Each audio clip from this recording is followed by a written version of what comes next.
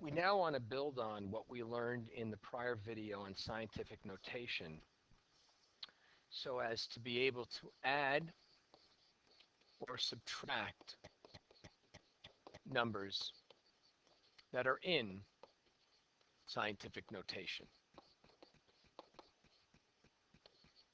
Now, the reason for this, as we talked about in the prior video, is that numbers that are written in scientific notation are done so because they're either very large or very small numbers.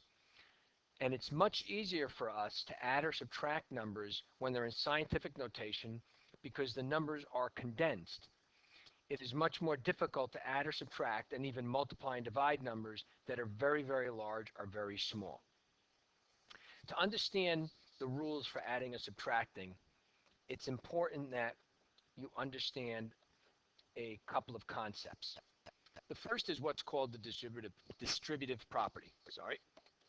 The distributive property tells us that if I have A times, in parentheses, B plus C, that I would distribute, i.e. multiply, A times B plus A times C, and they are equivalent statements.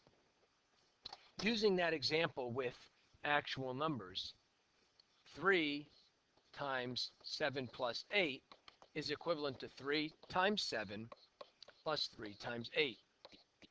The key is that the 3, similar to the A, is common to both the 7 and the 8. And what we're going to do today is see how we use this concept and apply it to adding or subtracting numbers that are written in scientific notation. So let's go through a couple of examples. If I, ask you to add 6.89 times 10 to the 4th power and 9.24 times 10 to the 5th. Well, looking back at our distributive property concept, you can see that inside our parentheses, I do not have a common factor. I have 6.89 and 9.24. They're not common to each other. And then I have 10 to the 4th and 10 to the 5th. They're close, but they aren't common. So my objective is to change one of the two so that the exponent of the 10 is the same. It is usually easier to make the smaller exponent equal to the larger, but it can be done either way as long as you follow all of the steps. And actually, I'll show you this example going both ways.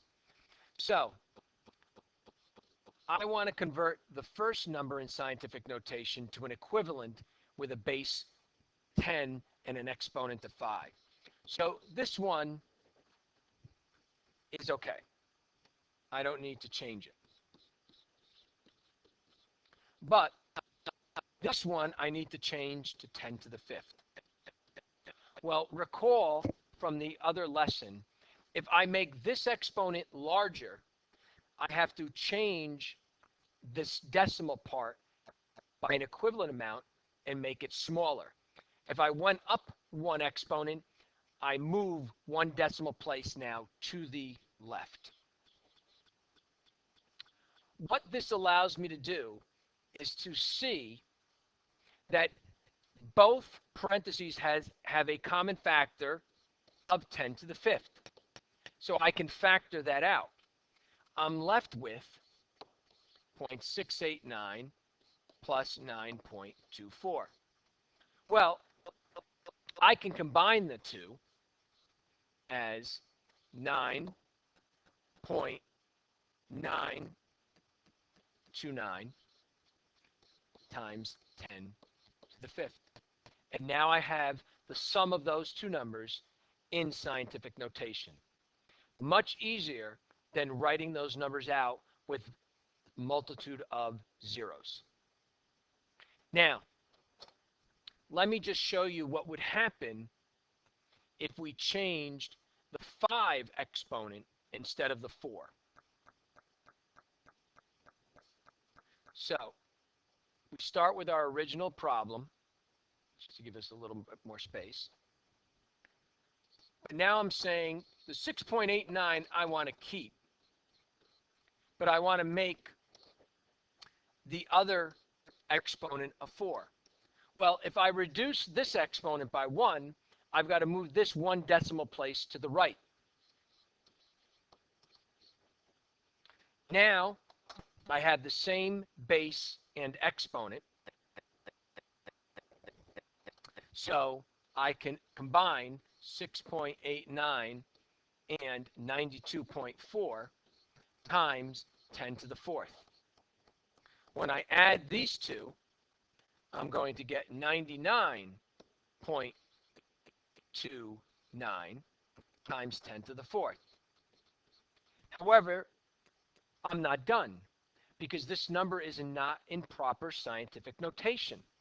So the additional step that's created here by going to the lower of the two is I create the extra step of having to move this decimal and change that exponent. Nothing fatal, but something that you need to be aware of. Okay? Let's go through another example. In 2012, Texas had a population of 26 million people, while North Dakota had a population that was represented by the number 6.9 times 10 to the 4th. And I want to find out what's the difference in the two populations. Again, I can convert the 6.9 times 10 to the 4th to standard form and do my subtraction, but that's going to result in a lot of zeros. So what I'd rather do is convert the Texas population to its scientific notation form. Well, as we learned in the prior video, I need to make this number greater than or equal to 1 and less than 10. So it becomes 2.6, and I moved 1, 2, 3, 4, 5, 6, 7 places. So now it's clear that Texas population is greater because the exponent is greater. So I have 2.6 times 10 to the 7th minus, because it was difference, 6.9 times 10 to the 4th. Again, I think it's easier to move the exponent of 4 to a 7. So it becomes 2.6 times 10 to the 7th minus, I have to move, if I'm moving times 10 to the 7th, that means I'm moving 3 spaces. I move 1 over and add 2 zeros. Now I have the same base and exponent inside my parentheses. That allows me to extract out 2.6 minus 0.0069 and multiply that by the common factor of 10 to the 7th power. Well, if I do this subtraction, I should get 2.5931 times 10 to the 7th. How do I convert that to a number in standard form? 7 places, I move the decimal 4. That means I have 3 more to deal with. So there's my 3 zeros. 1, 3, 9. So Texas population exceeded that of North Dakota by 25,931,000. Okay. Let's do one more example. In New York, and these are obviously not just applicable to population questions, but since there are large numbers, they lend themselves to it. There are 1.95 times 10 to the 7th number of people. In New Jersey, it is 8.7 times 10 to the 6th. And in Connecticut, it's 3.52 times 10 to the 6th. Now, coincidentally, the numbers are actually written in descending order because with the exponent of 7, this is the largest. These are tied with a 6, but 8.7 is greater. I want to know what the combined population of the tri-state area is. Tri-state being New York, New Jersey, and Connecticut. So I'm going to add the three numbers. 1.95 times 10 to the 7th plus 8.7 times 10 to the 6th plus 3.52 times 10 to the 6th. Now, there are multiple ways to attack this problem, but my suggestion would be look at where I have similarly written scientific notation numbers, and that's the New Jersey and Connecticut numbers. So let's keep New York the same for a moment, and I could just simply put together New Jersey and Connecticut and get a combined population, which will be 10 to the 6th power, of 12.22, if I did my math correctly, at this stage. Okay? Now, what's the problem? One has an exponent of 7, the other has an exponent of 6. Let's move it up to the larger of the two numbers.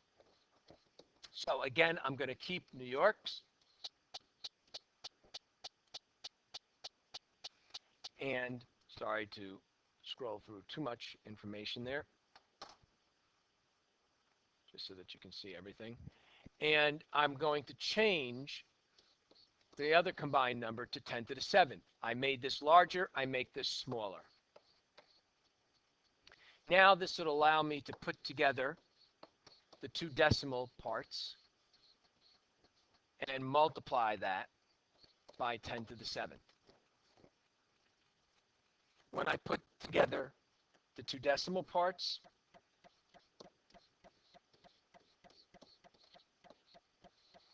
I now get the combined population in scientific notation. How would I convert this to standard form? Move 3 places, tack on 4 zeros.